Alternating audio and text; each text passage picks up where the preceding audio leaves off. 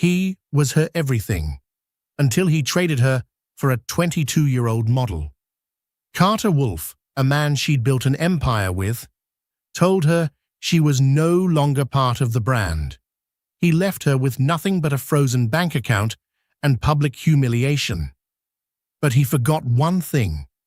A woman with nothing to lose is a woman who can't be controlled. And in the shadows, a billionaire was waiting, not to save her, but to arm her.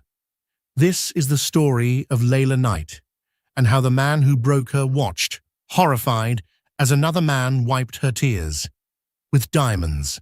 The charity gala for the New York Preservation Fund was not the place Layla Knight expected her life to end. It was, however, precisely the place Carter Wolf chose to end it. The air in the ballroom at the Pierre was thick with the scent of peonies and old money. Layla, in a deep sapphire gown by a designer she'd personally championed, was schmoozing with a city councilman. Carter, her husband of 12 years, was at her side, his hand, a proprietary weight, on her back. He was, as always, radiant. His teeth were too white, his bespoke tucks too sharp. He looked, Layla had always thought, like a man sculpted from a magazine page. She, with her warm intelligence and quick laughing eyes, had always been the architect, the foundation. He was the glittering facade. "If you'll excuse me," Carter said, his voice a smooth baritone that charmed billions from investors. He leaned in to kiss Layla's cheek. The kiss was cold, dry, and public. "Darling, I need to make a small announcement on stage." "Of course," Layla smiled, a familiar, supportive gesture. She turned back to the councilman. "So, about the zoning for the Tribeca project." A few moments later, Carter was on the minimalist stage, a single spotlight turning his dark hair blue. "Thank you all for coming," he boomed. "Your support for this city is inspiring. And as many of you know, Wolf Capital has always been about the future, about legacy, about evolution." Layla felt a prickle of unease. This was not the speech they had rehearsed. "Sometimes to evolve," Carter continued, his eyes scanning the crowd, "we must shed the past. We must be ruthless in our pursuit of authenticity." He paused, and the room, sensing the shift, fell silent. "For years, I've had a wonderful partner in this journey, but all journeys have a destination. And tonight, I'm announcing a new one." Layla's stomach hollowed out. The councilman beside her had frozen. "A brand, a life must be authentic," Carter said, his voice taking on a tone of self-congratulatory bravery. "Which is why I'm so thrilled to announce that my new life partner and the new face of the Wolf Foundation is Aria Donovan." He gestured to the wings. Out stepped a girl. Not a woman, Layla thought. A girl. Impossibly tall, with fawn-like eyes and hair the color of spun gold. Aria Donovan. Layla recognized her from the covers of Vogue, and more recently, the page 6 columns she'd chosen to ignore. Aria glided to Carter's side. He didn't take her hand. He put his arm around her waist, pulling her into him as he had done to Layla just minutes before. The camera flashes, which had been sporadic, became a blinding, epileptic strobe. Layla didn't move. She couldn't. She was frozen in the sapphire dress, her smile from 30 seconds ago still aching on her face. Carter was still talking, something about a conscious uncoupling and mutual respect, but his eyes were locked on Aria. He was endorsing a product. "And," he said, holding up a hand as if for a finale, "to celebrate this new chapter, Aria and I are pledging $10 million to the fund's new Modern Futures wing." The applause was hesitant at first.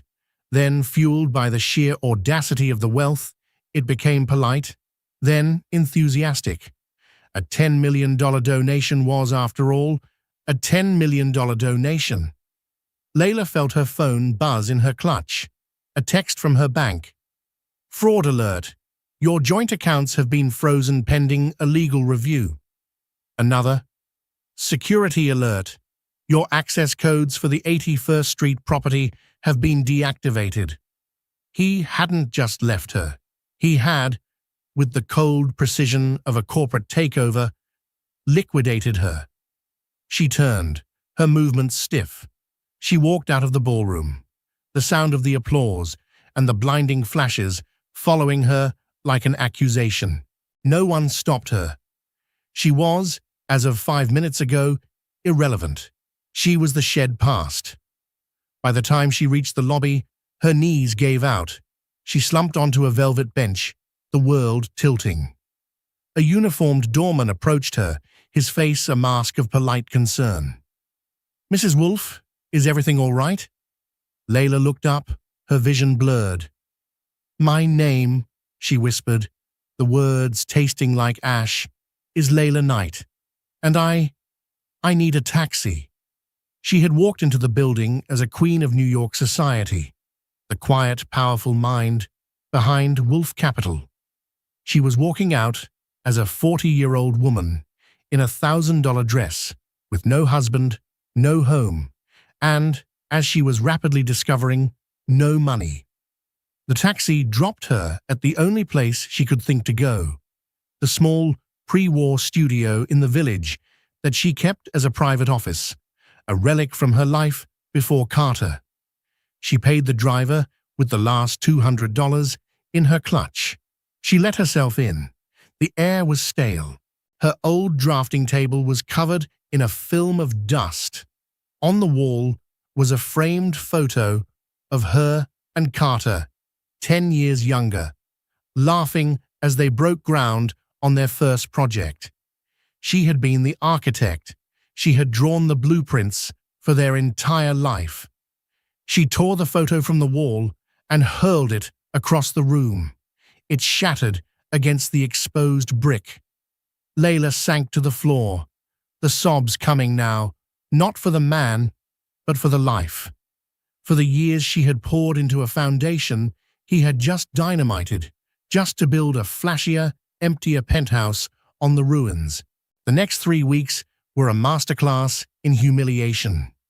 Carter's lawyers, a pitiless team from a firm that specialized in high-asset dissolution, were brutal. They argued that Layla was not a partner, but a salaried consultant to Carter's life, despite her name being on the original incorporation papers for Wolfe Capital. They painted her as a profligate socialite and him as the stoic genius. The press, fed by Carter's PR machine, ate it up. Wolfe's new muse ran the post with a picture of Carter and Aria on a yacht. The ex-wife's desperate bid ran a story about Layla's first legal filing. Layla was hemorrhaging money she didn't have. Her own lawyer, a kind but overwhelmed woman named Sarah, was blunt. Layla, they're burying us in paperwork. He's running out the clock, trying to force you into a lowball settlement. The settlement they offered, Layla said, her voice hoarse from lack of sleep, wouldn't cover the taxes on the dog. I know, Sarah sighed, rubbing her temples. He's positioned this as him leaving a hostile partner. He's claiming emotional distress. I'm the one sleeping on an air mattress in a studio, Layla cried, the injustice of it a physical weight. She was selling her jewelry, piece by piece, just to keep the lights on and pay Sarah's retainer. The sapphire dress from the gala hung in the closet like a shroud. She was no longer Layla Knight, the architectural prodigy who'd put her own career on hold to build an empire. She was just the ex-husband. The call came on a Tuesday, a deep, quiet voice. Is this Miss Layla Knight? Yes, Layla said, expecting another creditor. My name is Julian Price. I represent the interests of Mr. Dominic Hayes. He has requested a meeting with you today at 4 o'clock. Layla paused. Dominic Hayes. The name was a thunderclap. Hayes was a phantom, a myth in the financial world. He was old world, old money, and rumored to be utterly ruthless. He owned more of New York than God, but he never put his name on buildings. He was the opposite of Carter's flashy, branded vulgarity. He was silent, invisible power. "Why?" Layla asked, her voice trembling. "Mr. Hayes does not clarify his motives over the phone. A car will be at your address at 3:30. The line went dead. Layla looked around her dusty studio. She had nothing left to lose. She put on her last good suit, a black, severe Armani, and did her makeup for the first time in weeks. The car was a black, unadorned Maybach. It was silent, swallowing the city's noise. It pulled up not to a glass tower, but to a discreet, ivy-covered limestone mansion on the Upper East Side. A man, Julian Price presumably, met her at the door and led her through a hall, lined with art that made Layla's architect heart ache. A Rothko, a small, perfect Vermeer. She was shown into a library. Dominic Hayes was standing by the window, looking out at a private garden.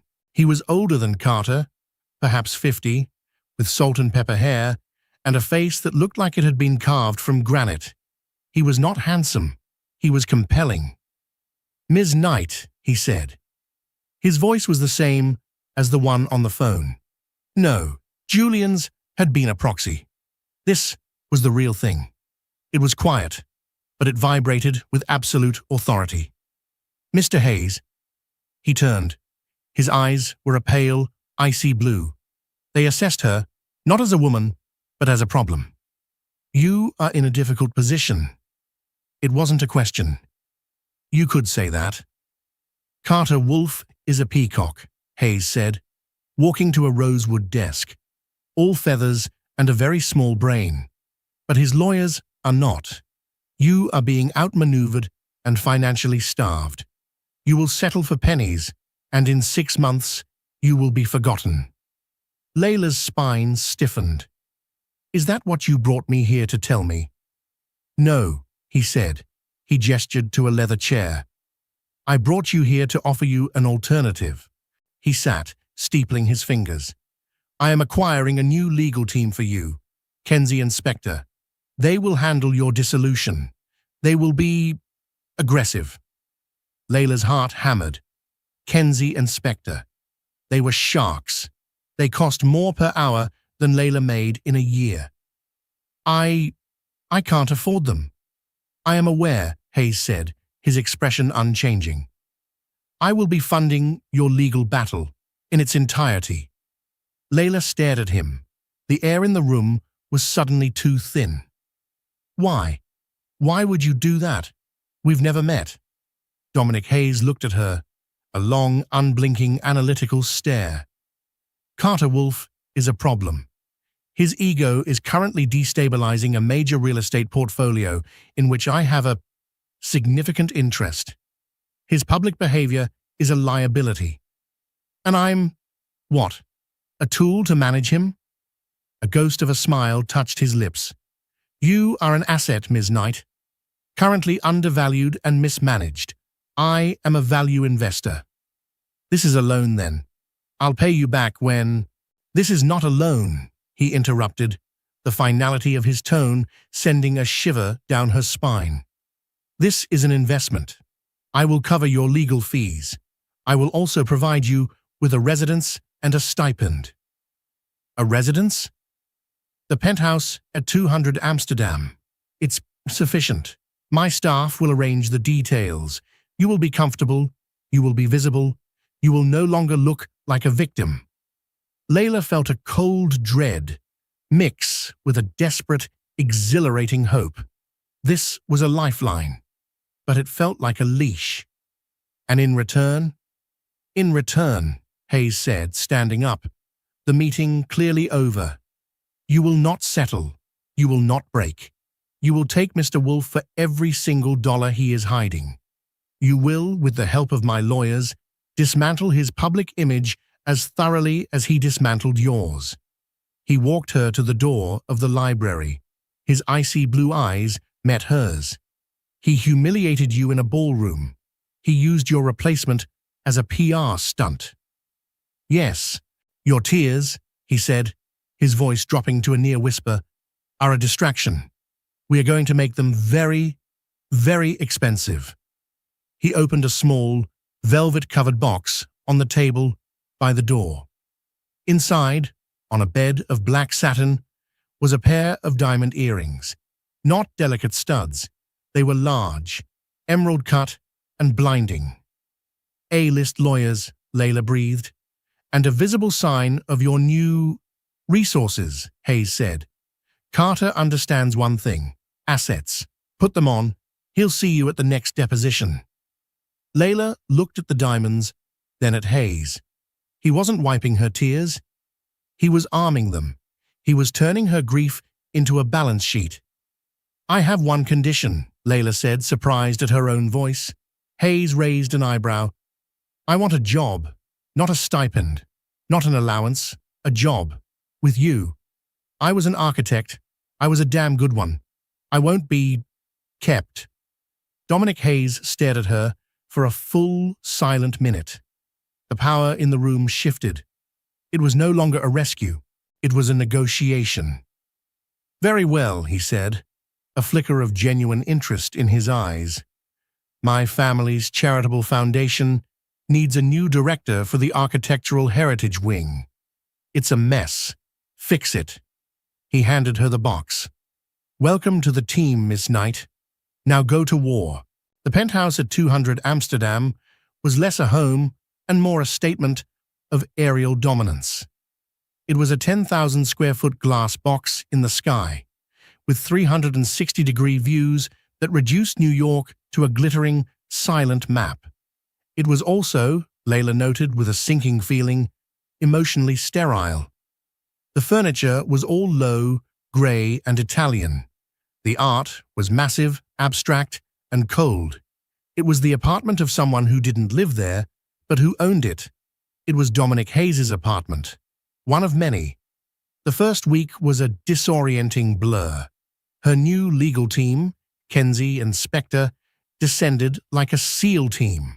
They were led by a woman named Thea Spector, who wore razor-sharp stilettos and spoke in quiet, lethal sentences. Your previous counsel was inadequate, Thea said, in their first meeting, not even looking up from the flimsy file Sarah had provided. Mr. Wolf's lawyers have filed 6 motions to delay. We will be filing a motion to compel a forensic audit of all Wolf Capital holdings, and we will be subpoenaing Miss Donovan. Aria? Layla felt a pang of, what? Pity? No. Why? Mr. Wolf has been transferring assets to her name since last quarter. We believe he's using her to hide his liquidity. She is not a partner, Miss Knight. She is a holding company. Layla, dressed in the new, severe, and devastatingly expensive wardrobe Dominic's stylist had procured for her, sat in the depositions and watched her new team work. They were not lawyers. They were surgeons. They dissected Carter's team with cold precision. Carter was rattled. Layla could see it. He came into the second deposition with his usual swagger, Aria, on his arm. He expected to see the broken, weeping woman from the gala.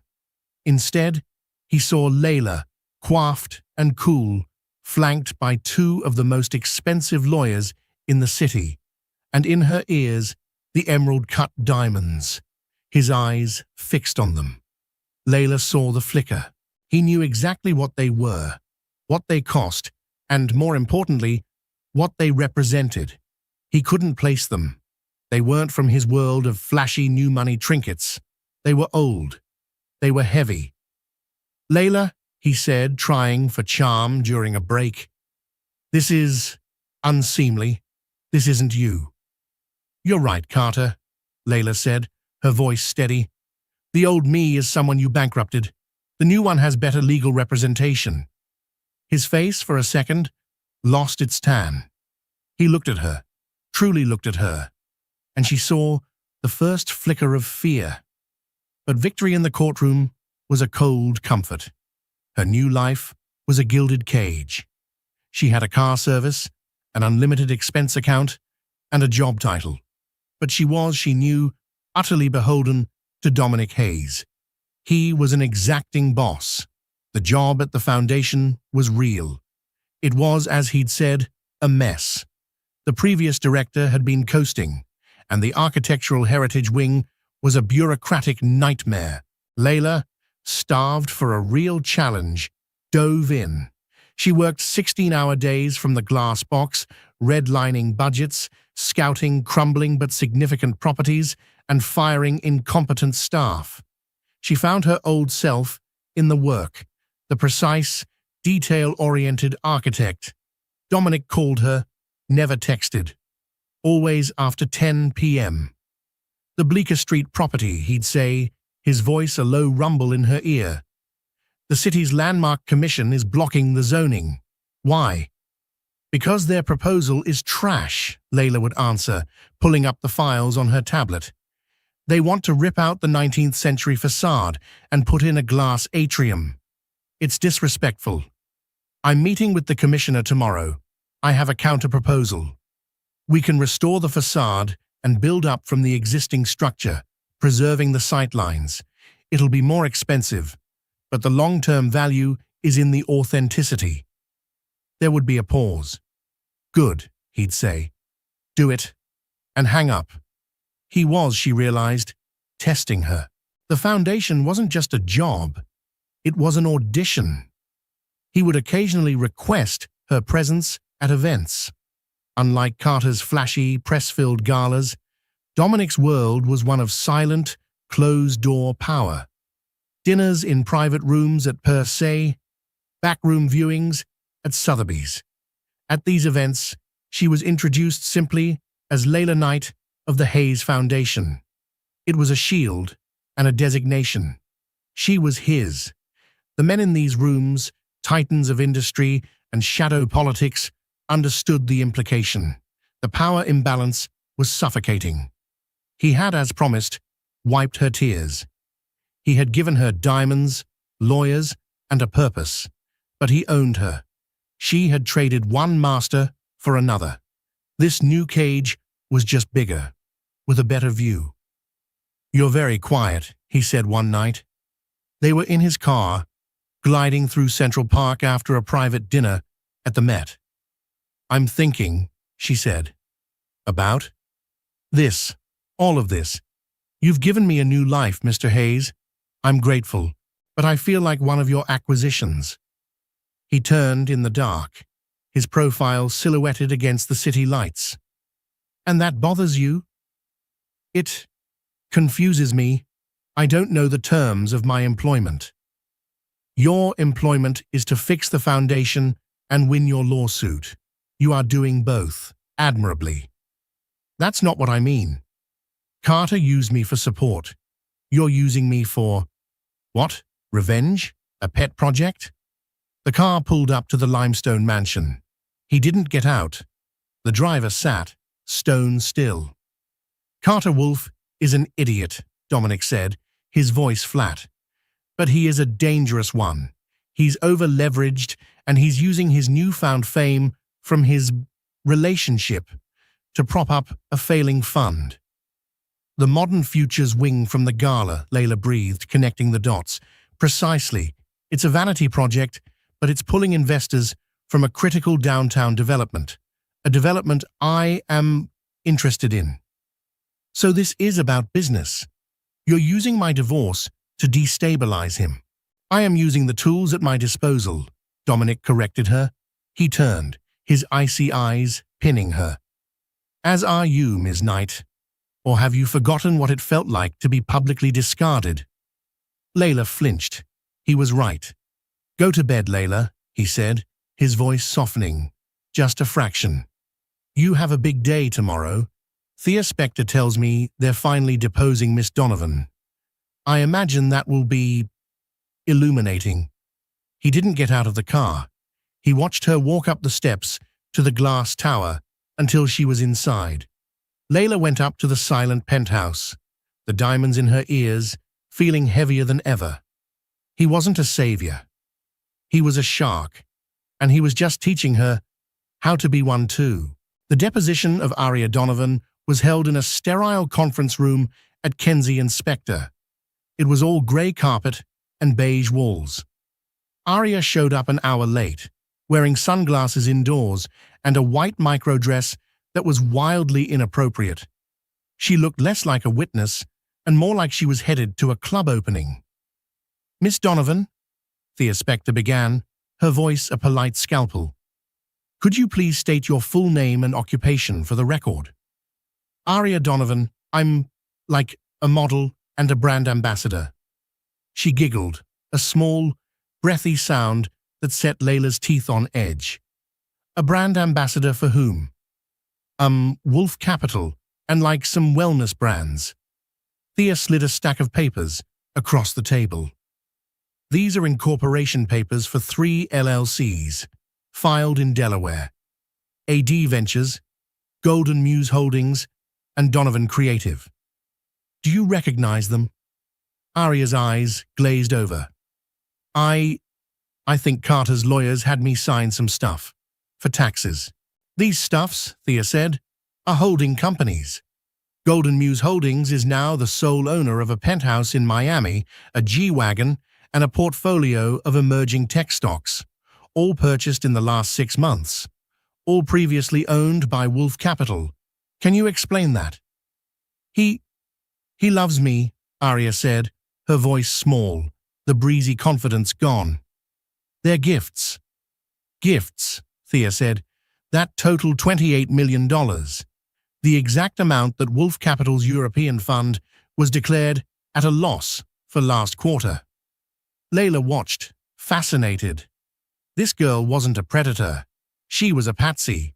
She was a beautiful 22-year-old high school dropout who Carter was using as a human firewall. "Carter said," Aria stammered, her eyes filling with tears, "that he was protecting our future. From her." She pointed a long, acrylic-nailed finger at Layla. "From me?" Layla spoke for the first time, her voice incredulous. "He said you were vindictive, that you'd try to take everything he'd built." "She's entitled to half of what he built," Thea snapped, "which is what he's hiding." "Thank you, Miss Donovan. We have everything we need." Aria left in a cloud of confused perfume, her mascara running. Layla felt nothing but a cold, tired pity. That night, she was working late at the foundation office. The mess was becoming her mess. She'd found her calling. She was in the archives, poring over original blueprints of a 1920s-era theater when she found it. It was an old file, mislabeled. Project Apollo. Not a foundation project, a Hayes Industries project, from 2010. Curious, she opened it. It was a massive, ambitious plan for a sustainable, mixed-use development on the west side. The architecture was breathtaking, revolutionary. She recognized the lead architect, a hero of hers, and she recognized the VC partner. Wolf Capital, it read. She dug deeper.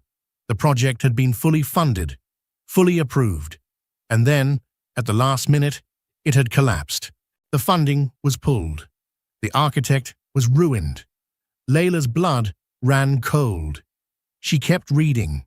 The notes, scribbled in the margins, told the story. Carter had gone behind his partner's back, poached the lead investors, and used their capital to launch his own, similar but inferior, Project Olympus. He'd stolen the concept, repackaged it, and left his original partner to take the fall. The original partner. The man who had put up all the seed money, the land, the vision. Dominic Hayes. Layla sank into her chair, the file open on her lap. The room was spinning. This wasn't about a destabilized real estate portfolio. This wasn't about an undervalued asset. This was about revenge. A revenge 15 years in the making. Carter hadn't just backstabbed Dominic. He had humiliated him. He had stolen his idea, and worse, his legacy. And Dominic Hayes was not a man who forgot. Layla thought back to her first meeting with him. Carter Wolf is a peacock, the cold, personal venom. He hadn't been looking for a tool to fix a business problem. He had been waiting for Carter to overextend, to make a mistake, waiting for the perfect, emotionally compromised, legally entitled weapon to fall into his lap. She was the weapon. The diamonds weren't a gift. They were ballast. The job, the penthouse, the lawyers, it was all ammunition. He hadn't saved her from drowning. He had pulled her onto his pirate ship and handed her a cannon. A cold, clarifying rage filled her. It was different from the hot, messy grief she'd felt over Carter. This was pure, focused fury. She had been used, again, by another powerful man who saw her as a chess piece. She thought about her options. She could quit, give back the diamonds, fire the lawyers, and go back to her air mattress. She'd be penniless, but she'd be free. Or she could see it through. She could accept the role she'd been cast in. But if she was going to be a weapon, she would be the one to choose the target. She packed the Project Apollo file into her briefcase. She left the office, walking past the security guard with a nod. She didn't go back to the glass cage at 200 Amsterdam. She took a taxi to the limestone mansion on the Upper East Side.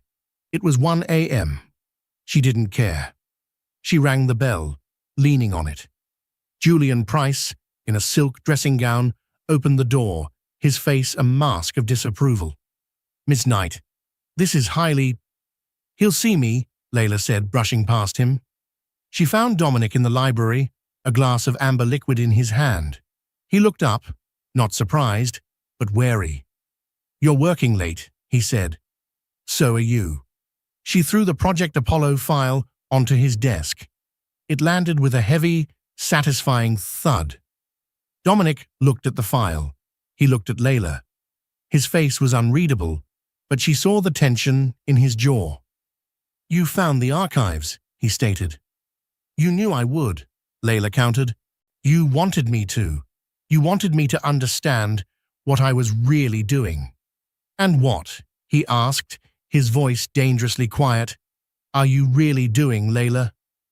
"I'm your vengeance.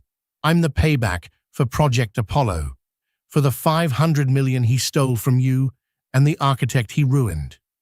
Dominic didn't deny it. He simply watched her.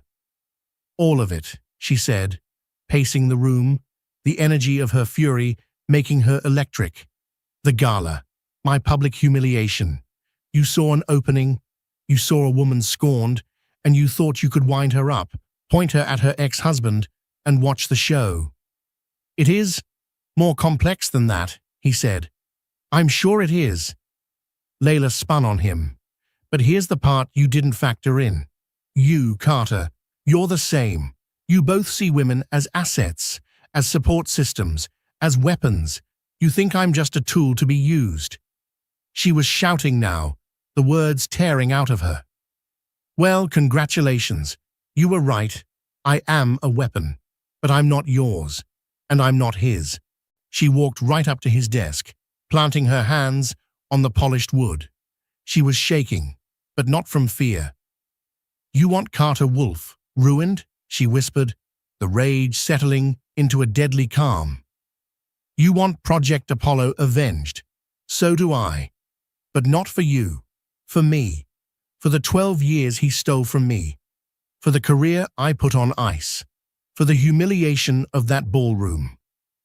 Dominic's eyes glittered. He was, she realized, impressed. "So," Layla said, straightening up, "here's the new deal. The real deal." Dominic Hayes leaned back in his chair, the picture of calm, but Layla could see the pulse beating in his throat. She had, for the first time, thrown him off balance. "I'm listening," he said. "I'm not your employee," Layla stated, her voice as hard as the diamonds she was still wearing. "And I'm not your ward." From this moment on, I am your partner, a silent partner, just like you. A partner, he repeated, the words tasting strange. I will continue to run the architecture wing of the foundation, but I'm not just fixing it. I'm expanding it. I'm launching a new initiative, the Phoenix Fund. Its mission will be to find and fund brilliant female architects and designers whose work has been overshadowed, stolen, or stalled. We're going to find the next generation of women before men, like Carter Wolf, or others, can exploit them. Dominic's eyebrow arched. That sounds personal. It's good business, Layla snapped. There's a multi-trillion-dollar market of talent being ignored. You're a value investor. You should appreciate it. The Hayes Foundation will provide the seed capital, $50 million. He didn't flinch. A bold opening. I'm not done. My divorce. Your lawyers are good. They're going to win. But I don't just want a check. Carter built his empire on my aesthetic, my contacts, my architectural vision. Wolf Capital is as much mine as it is his. I don't want half. I want my half. I want the intellectual property. I want the design copyrights. I want my name restored to the original projects I designed. You want to erase him from his own history, Dominic observed. I want to correct the record, Layla said. And you are going to help me, not just with lawyers, your influence. When this is done, he won't be able to build a doghouse in this city without my signature on the plans. And Carter, he asked, you want him in jail? No, Layla said, a cold smile touching her lips. Jail is too simple. He's using Aria to hide his money. He's using his Modern Futures Fund to prop up his ego. I want you to go after Modern Futures. You have the capital. You have the rival development. Starve him out. Make his future a toxic asset. When he's at his weakest, when his investors are fleeing, and his child bride is being deposed, then Thea Spector goes in for the kill. Not for a settlement, for a full surrender. She finally paused, breathing hard. The library was silent. Dominic Hayes stared at her. The mask of the impassive billionaire was gone. He looked energized. And what? He asked, his voice a low, intrigued purr. Do I get out of this partnership? You get Project Apollo, Layla said. My Phoenix Fund? Our first major project will be to build it, exactly as it was designed. We'll bring back the original architect. We'll fund it. And we will build it right across the river from Carter's failing, fraudulent Olympus project. We will build your legacy, the one he tried to steal. And my name, as the head of the fund, will be on the plaque right next to yours. This, she saw, was the move. She wasn't just offering him revenge, she was offering him restoration. Dominic Hayes stood up. He walked around the desk until he was standing directly in front of her. He was taller than she'd realized. He looked down at her, his icy eyes searching her face, not for weakness, but for resolve. You have, he said, a very specific, very expensive vision, Ms. Knight. I do, she said, not backing down. The question is, Mr. Hayes, are you the man to help me build it? Or are you just another man who talks a big game? A slow, genuine smile spread across his face. It transformed him, made him look 10 years younger. You are remarkable. He extended his hand. $50 million for the Phoenix Fund is steep. I'll give you 20 to start. If you can double its value in 18 months, I'll give you the other 30. The lawyers, you have. My influence, you have. As for Project Apollo, he looked at the old file on his desk. It's a masterpiece. It deserves to be built. Layla took his hand. His grip was firm, warm, and electric. Then we're partners, Dominic. It was the first time she had used his first name. He held her hand a second longer than necessary. "We are, Layla. Now, I suggest you go back to the penthouse. We have a lot of work to do." Layla walked out of the mansion, the 2 a.m. air crisp and cold. She was no longer in a cage. She was no longer a pawn. She wasn't just the architect of her own life again. She was the developer, the financier, and the wrecking ball, all in one. And she was, for the first time in her life, truly, terrifyingly powerful. Carter Wolf was not a man built for pressure. He was built for applause. His entire identity was a curated series of wins, and for the past 4 months, he had been losing. It started small. His regular table at Carbone was unavailable. A Times feature on him and Aria was suddenly postponed. The Modern Futures Fund, his splashy, post-Layla passion project, was failing to attract its target capital. He blamed Layla. He blamed her vampire lawyers. He blamed the market. He never, ever blamed himself. "She's poisoning them against me, baby," he complained to Aria, pacing the sterile, all-white living room of their Soho penthouse. Aria had refused to live in the stuffy 81st Street apartment he'd shared with Layla. "Who, sweetie?" Aria asked, not looking up from her phone, where she was practicing a TikTok dance. "Everyone, the investors, the press, that councilman she was always sucking up to." "Maybe you should just give her what she wants," Aria suggested, her face screwed in concentration as she tried to pout and dance simultaneously. "She's like old. She just wants money, right?" "It's not about the money," Carter roared, making her jump. "It's the principle. She's trying to ruin me." "Well, you did kind of ruin her first," Aria mumbled, turning the music back on. He was bleeding. Not just money, but prestige, which was, to Carter, far more valuable. At the same time, a new name kept popping up. The Phoenix Fund. He'd first seen it in Forbes. The new angel of architecture, Layla Knight's $20 million bid to back the women who build.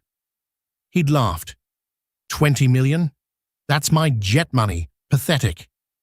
Then, a month later, the Wall Street Journal, Phoenix Fund, backed by Hayes Foundation, acquires Key West Side parcel for Apollo development. Carter's blood ran cold. Apollo. He hadn't heard that name in 15 years. It was a ghost he'd personally buried. He made a frantic call. "What the hell is Project Apollo?"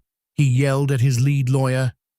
"It's a mixed-use development, Mr. Wolf," the lawyer said, his voice shaky.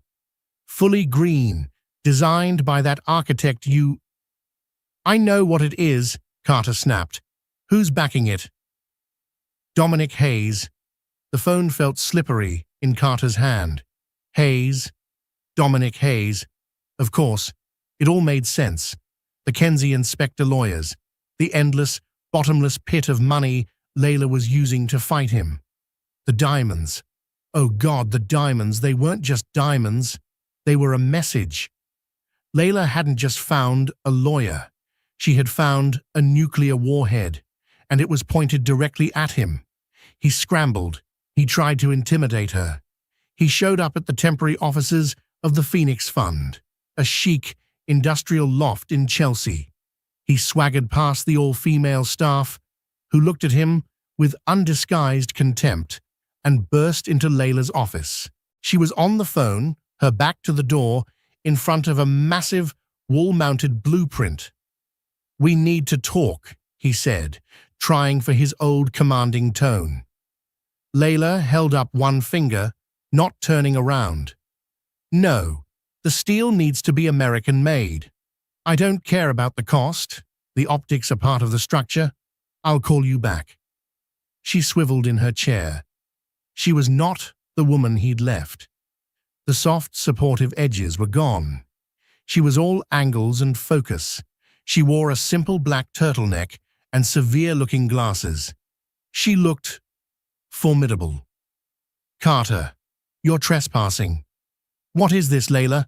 What are you doing?" he demanded, gesturing vaguely around the office.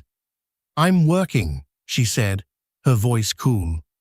"It's a concept you might want to reacquaint yourself with." "You're in bed with him," he sneered. "Dominic Hayes, you really traded up, didn't you? Always the social climber." "You," Layla said, standing up, "have no room to talk about trading up. And I'm not in bed with him. I'm in business with him. There's a difference. He's using you. He's hated me for years. He's just using you to get to me." "Project Apollo? Really? That's low, even for you." "Is it?" Layla walked around her desk, forcing him to take a step back. "You stole that project, Carter. You ruined a man's career. You stole my career. I'm not being used. I'm collecting. On all of it. The 12 years I spent editing your speeches. The nights I spent networking for you. The projects I designed that you put your name on." She picked up a folder. "This is a cease and desist. For the Olympus project, the designs are a 90% derivative of my beacon concept from 2008. You remember? The one you called too ambitious?" He stared at the paper, his face pale. This is insane. You can't." "I can. And I will. Now get out of my office. My lawyers will be in touch with your lawyers. Oh, and Carter?" He paused at the door. "Aria's testimony was illuminating," Layla said, a razor's edge in her voice. "Hiding $28 million in a 22-year-old's name? Tacky, even for you. The SEC is very interested. So is the IRS." Carter stumbled out, his swagger gone, replaced by the shuffling, panicked gait of a man who just realized the house is on fire and he's locked inside. The partnership between Layla and Dominic was by all accounts brutally effective. The Phoenix Fund launched its first 3 projects. Project Apollo broke ground, with the elderly, near-forgotten architect weeping as he and Layla held the silver shovels. The divorce proceedings were a relentless daily grind that was stripping Carter of his assets and, more importantly, his reputation. But the partnership was also changing. The late-night phone calls were no longer just about business. They bled into other topics. "The structural engineer for the 14th Street build is a genius," Layla said one night, curled on the cold Italian sofa in the penthouse. "She's 28, but she's terrified. She keeps apologizing for having good ideas." "Then you're not just her boss," Dominic's voice came through the phone. "You're her mentor.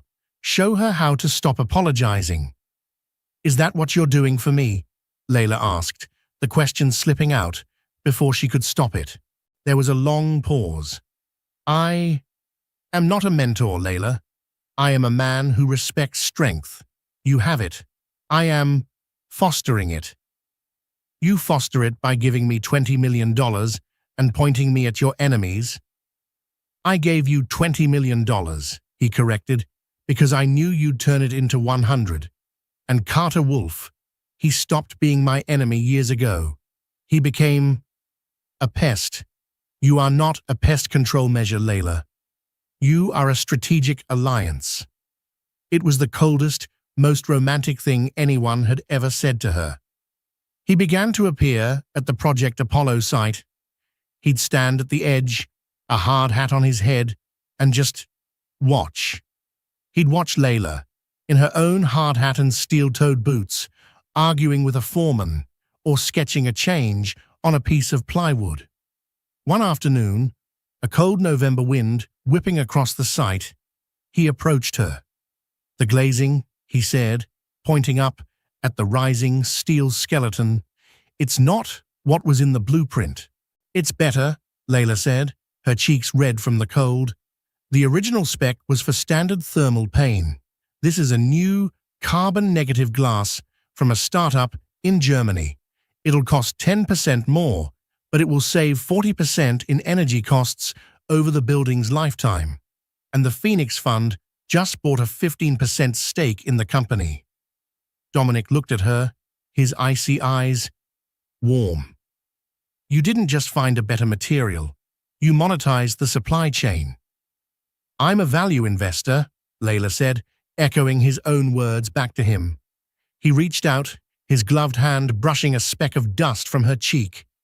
It was a gesture so small, so intimate, it struck her dumb.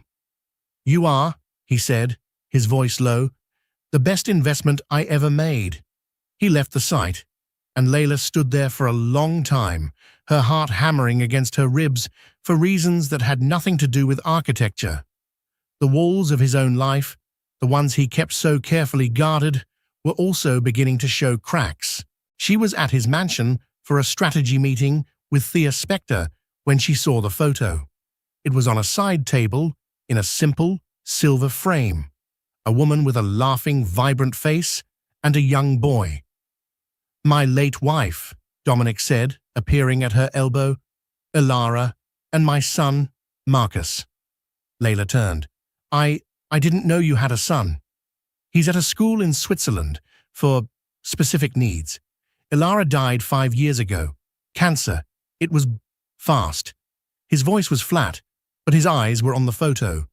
And in them, Layla saw a pain so deep it mirrored her own.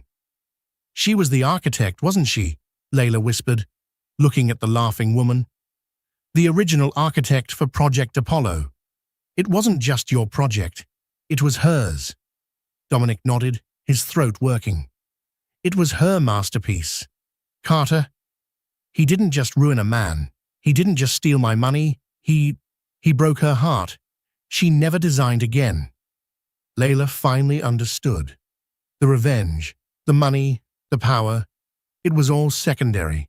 This whole complex, brutal, multi-million-dollar war was a memorial.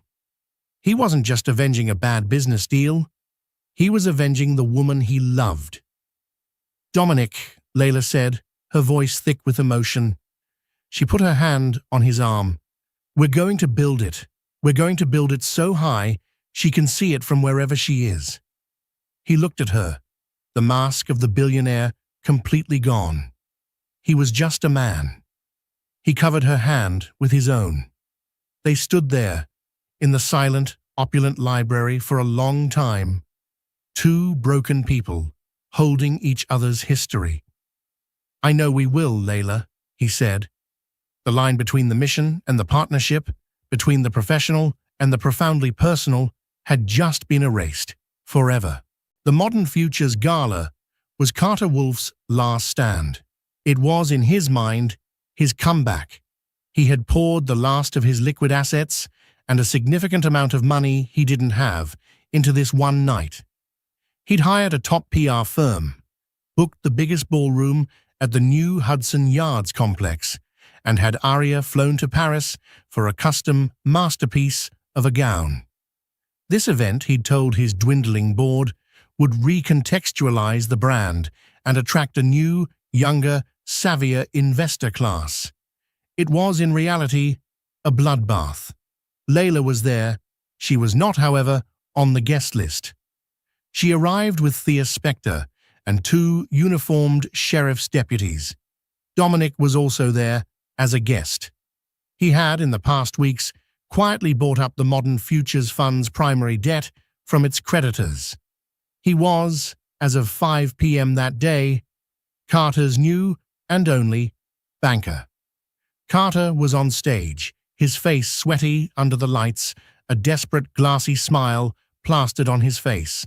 Aria was beside him, looking trapped and beautiful. The future, he was saying, is not just a place. It's an idea. It's a fraud. Layla's voice, amplified by a sheriff's bullhorn, cut through the ballroom. The music stopped. Carter froze. 500 of New York's wealthiest stared as Layla Knight, in a severe, blood-red dress, walked down the center aisle. Carter Wolf, she called out, her voice ringing with the clarity of absolute zero. You've been served. The deputies, moving with practiced efficiency, mounted the stage. Mr. Wolf, one said, We have a court order to seize all assets of the Modern Futures Fund, pending an SEC investigation into, let's see, securities fraud, wire fraud, and embezzlement. This is insane, Carter shrieked, his voice cracking. It's her. She's doing this. Tell them, Aria. Tell them she's a vindictive. Aria Donovan, however, was not looking at Carter. She was looking at a woman at the back of the room. The woman nodded. Actually, Carter, Aria said, her voice small but clear in the silent room. She stepped away from him. It's all true. The room gasped. The LLCs, the money you hid, the Olympus project. You told me you were borrowing from the fund. You said you'd pay it back. You lied. You traitor, Carter hissed, his face purple. I made you. No, Aria said, pulling a small USB drive from her clutch. You used me, but you forgot something. I'm not just a pretty face. I'm a brand, and you just became toxic to mine. She walked over to Thea Spector and handed her the USB drive. It's all there, she said, her voice shaking but firm. The real ledgers, the offshore accounts, the recordings of him telling me how to lie to the lawyers. I'm sorry, Ms. Knight. He's a monster. This was the twist.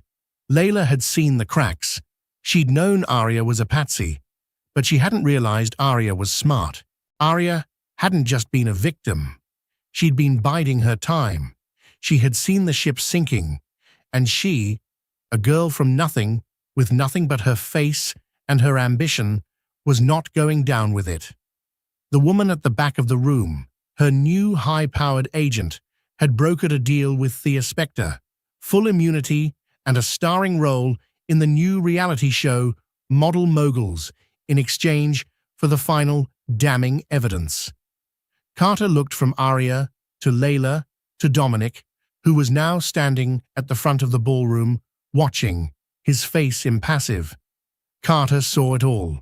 The setup, the betrayal, the complete and total annihilation. He was ruined, not by one woman, but by three. By the wife he'd erased, the model he'd used as a prop, and the dead architect he'd stolen from. He didn't rage, he didn't fight, he just collapsed. He sank to his knees on the stage, a broken, empty suit, as the flashbulbs of the press, who had been accidentally tipped off, began to erupt, capturing his downfall in the same brutal light that had announced his triumph. Layla watched for a moment. She felt nothing. No pity, no rage, no joy. Just quiet. Dominic came to her side. He didn't touch her. He just stood with her. It's done, he said. It's done, she agreed. She turned and walked out of the ballroom, leaving the chaos and the flashes behind.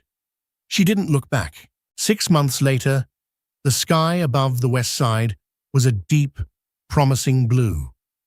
The Project Apollo building was a steel and glass testament, soaring into the sky. It was not just a building, it was a sculpture of light. Its carbon-negative glass skin shimmered, and at its base, a public plaza and the new headquarters of the Phoenix Fund welcomed the city in. The opening was not a gala, it was a dedication. Layla Knight stood on the podium, not in a borrowed gown, but in a custom-designed suit by one of the new designers her fund had sponsored. She looked out at the crowd, not society vultures, but architects, students, community leaders, and the first 3 Phoenix Fellows who were already making names for themselves. Carter Wolf was a memory. His name was a punchline in financial circles. He'd avoided jail, just as Layla had intended. He'd lost everything, his money, his reputation. He'd been last seen in a small European country trying to sell investment strategies to confused old money families. He was, in effect, erased. Aria Donovan's show, Model Moguls, was a surprise hit. She was, it turned out, a ruthless and brilliant businesswoman. She'd sent Layla a thank you note and a check for $100,000 to the Phoenix Fund. "For the education I never got," the note read. Layla finished her speech. "And so," she said, her voice steady and strong, "we dedicate this building not to the man who funded it, or the woman who designed it, but to the idea of it. The idea that what is broken can be rebuilt, that what is stolen can be reclaimed, and that a good foundation, a true foundation, can withstand anything." The applause was real and warm, and it filled her. Later, she was standing on the building's rooftop garden, looking at the city she was helping to redesign. "A good speech." She turned. Dominic Hayes was there, a rare, soft smile on his face. He was no longer her patron. He was, as she'd demanded, her partner. And in the quiet, unspoken months, he had become something more, something she wasn't ready to define, something that didn't need a label.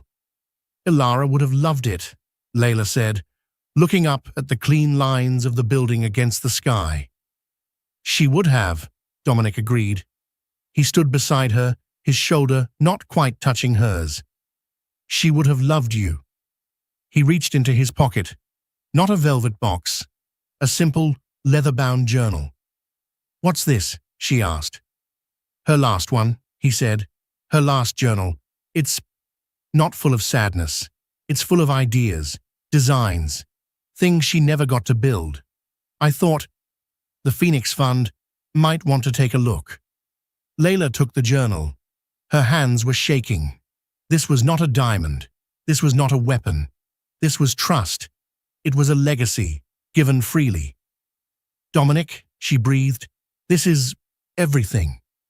"No," he said, finally taking her hand. His skin was warm. "This is just the foundation." Layla looked at their joined hands, then at the city sparkling below. The penthouse at 200 Amsterdam was dark. She'd moved out months ago into a smaller, warmer place she'd designed herself. The diamonds, she realized, had never been the point. They were just a tool to clear the rubble. The real redemption wasn't in the revenge, or the money, or even the man beside her. It was in the blueprints. It was in the act of building. It was in the sudden, brilliant, and unshakable knowledge that she was, finally, the architect of her own life. And the view from this high up was magnificent. Layla's journey, from a discarded wife to a powerful architect of her own destiny, is complete. She proved that the best revenge isn't just living well, it's building better. Carter learned that an accessory can have a spine of steel. And Dominic learned that the best investment you can ever make is in a person. What did you think of Layla's transformation? Was Dominic's motive a betrayal or a blessing? Let me know your thoughts in the comments below. If you loved this story of betrayal, power, and ultimate redemption, please hit that like button, share this video with a friend, and don't forget to subscribe. We have so many more stories to tell.